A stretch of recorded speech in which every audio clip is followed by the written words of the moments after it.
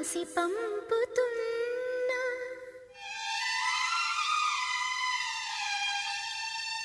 ప్రియ రాగాలై లేఖ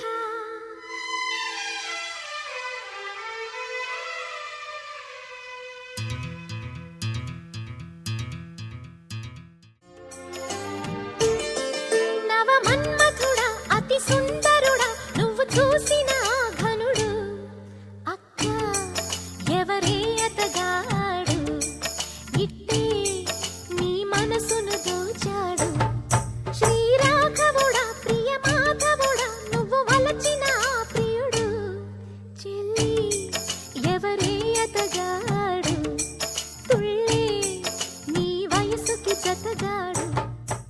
నేను నిజంగా పెళ్లి కూతురులాగానే ఉన్నాను కదా. నీకేందక్క మస్తును అక్క జర వాకింగ్ స్టైల్ మార్చరా అదే.